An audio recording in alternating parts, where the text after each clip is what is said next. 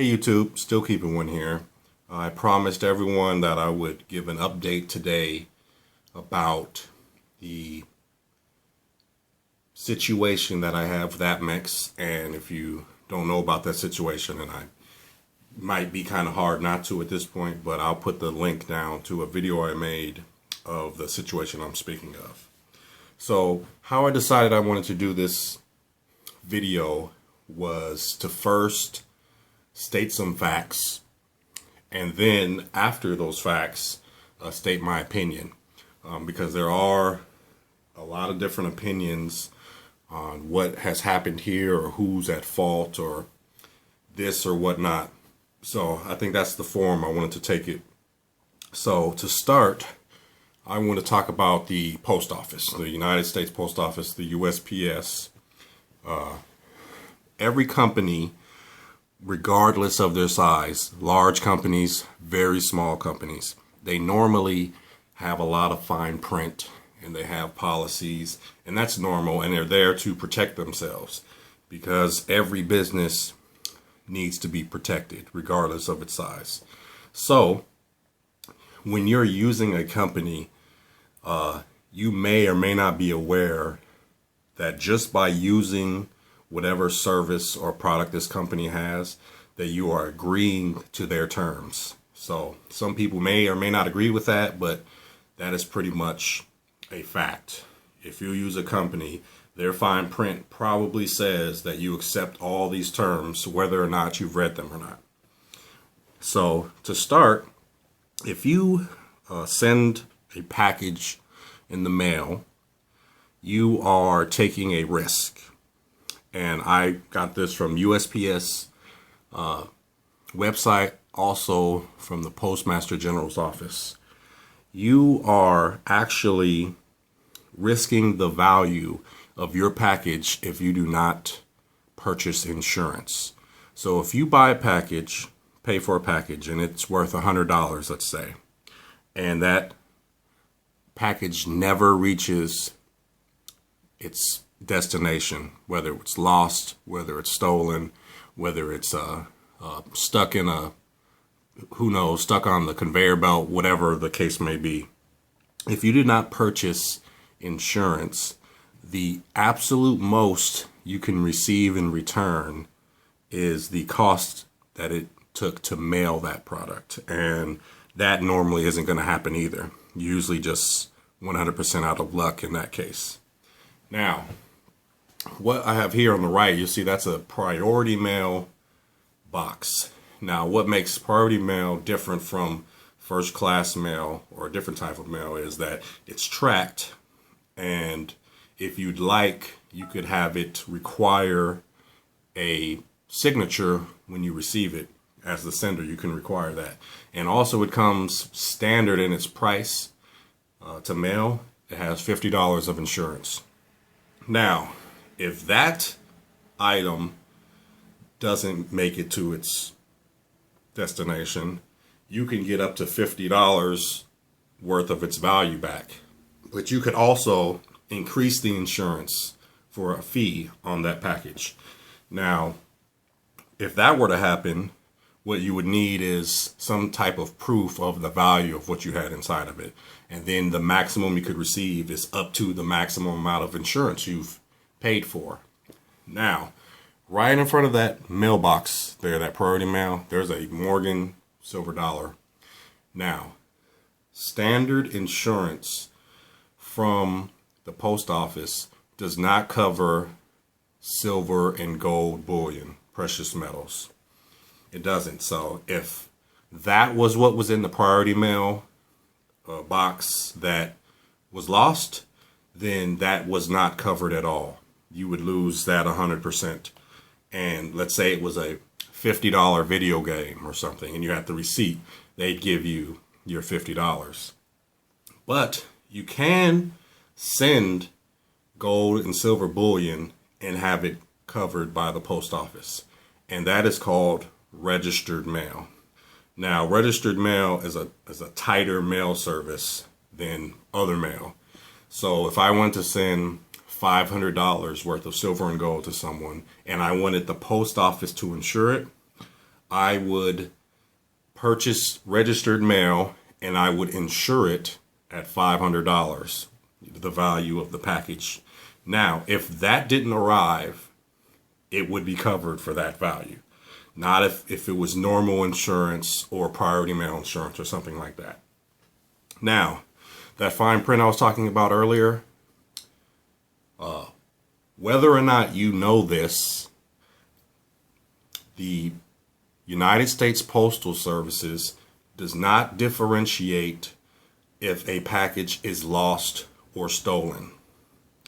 If a package is stolen by anyone along the route, it is considered lost. There is no difference. In all of the fine print of the U.S. Postal Service, a lost package is exactly the same as a stolen package. Now, whether you agree with that or not is not what's at hand here. That would be an opinion if you didn't agree with that. The fact is, those are the same. So now, let's go to the left. You see a box there from Apmex, another company, and that has fine print to let everyone know of its policies and so forth. Now, on Apmex's website, you can make a purchase or you can call in a purchase, but any way that you do business with them, you are agreeing to their policy and their terms, and that includes their fine print. So just by doing business with them, even if you haven't read and become aware of their terms, you are still agreeing to abide by them. Now, Apmex sells a lot of precious metals, and they mail out a lot of precious metals. Now, let me tell you what their policy is from their frequently asked questions section about shipping and insurance.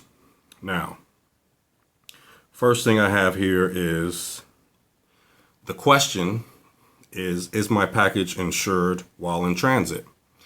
It says that the American Precious Metals Exchange, which is Apmex, fully insures all of its shipments.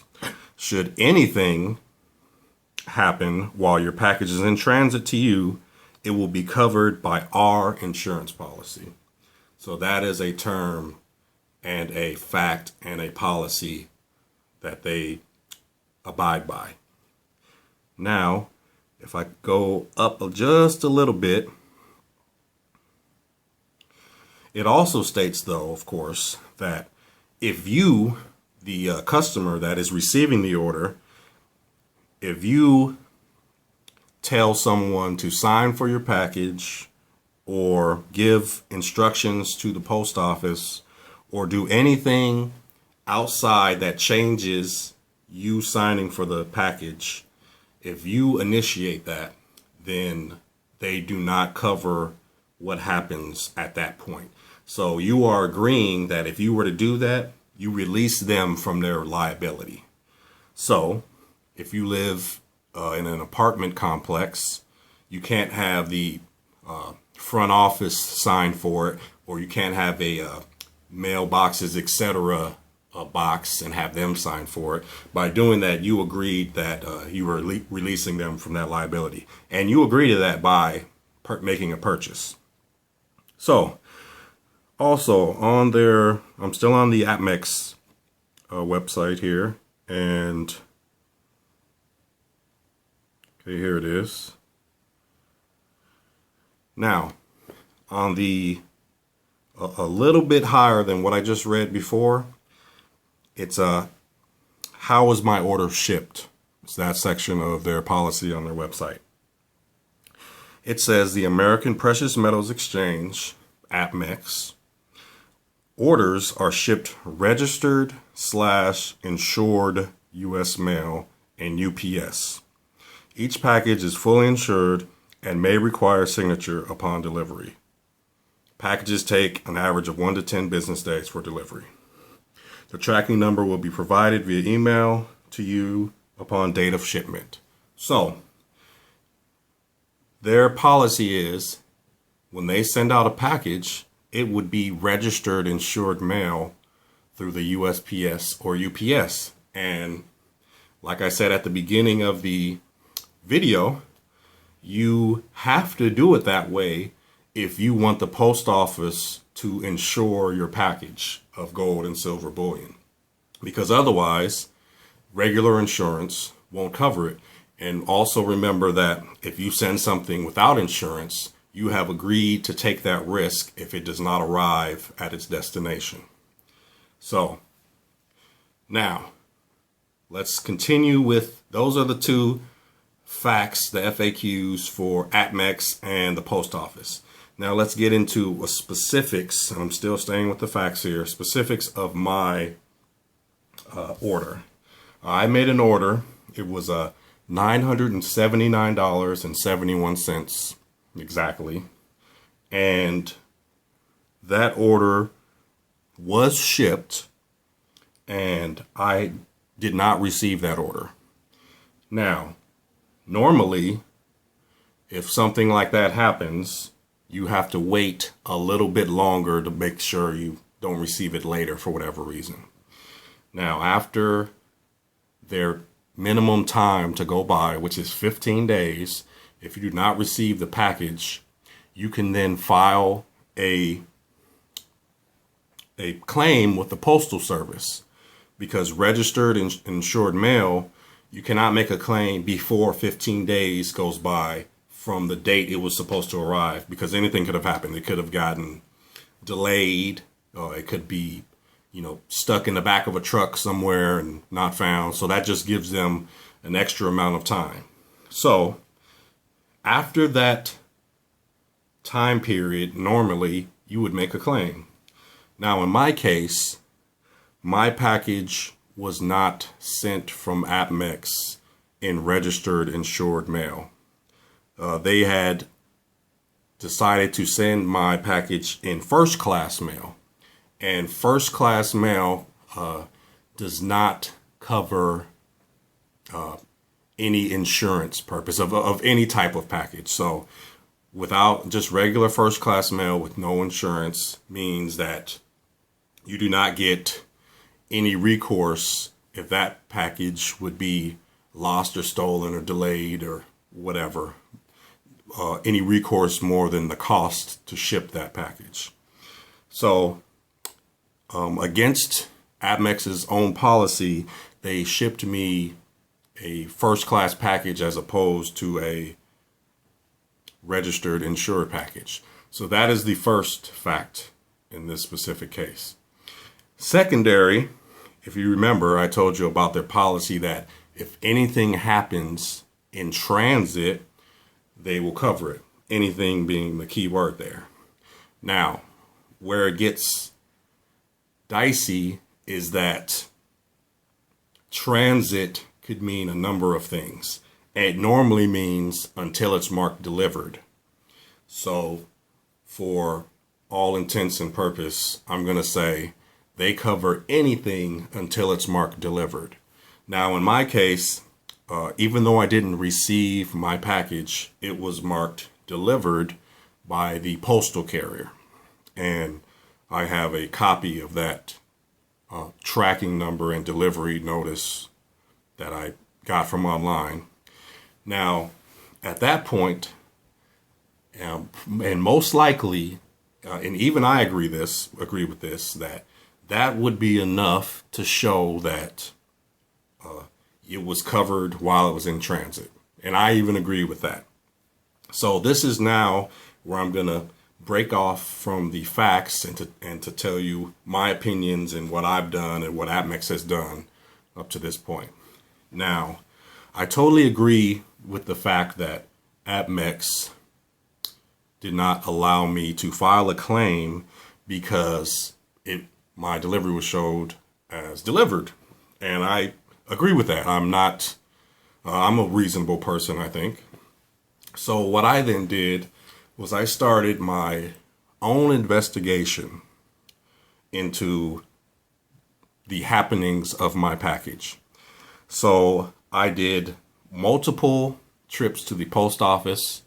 I filed a claim with the Postmaster General's office. I went to the police department. I made several phone calls. I sent several emails. I've dealt with two special investigators. I did my part in gathering enough information and evidence to allow myself to file a claim with Apmex's insurance, because I had no recourse with the post office because no insurance was taken with them, and Apmex had accepted that they were releasing the post office of liability if that package wasn't delivered. So that is the point where we are at. Now, I'm going to fast track ahead. The package that was sent to me by Apmex was stolen by the substitute mail carrier. And that is also a fact.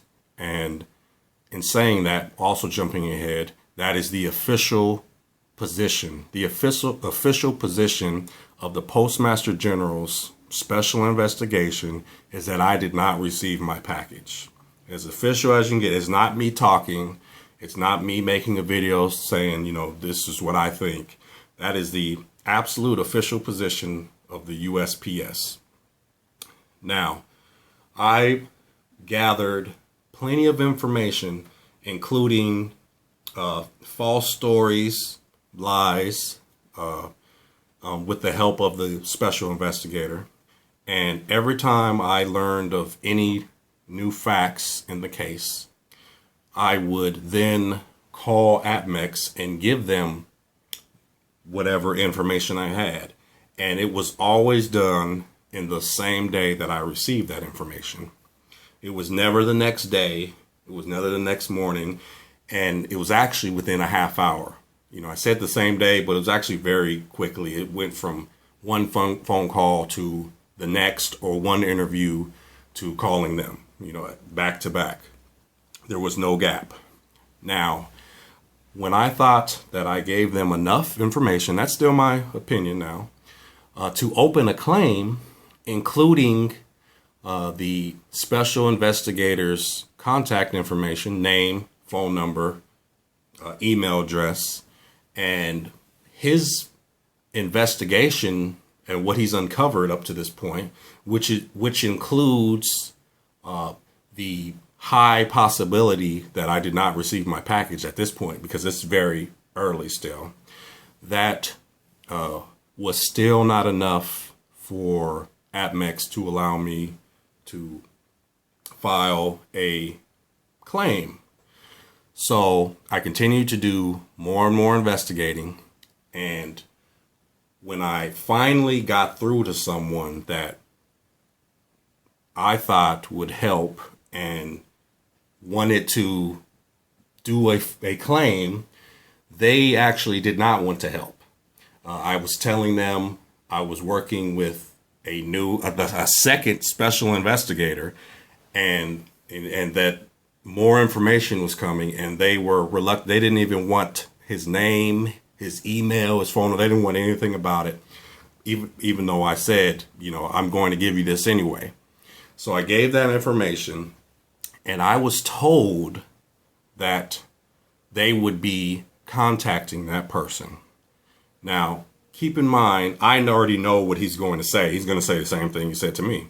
So once he talks to her, now, if they call, if they care enough, that will be enough to file a claim.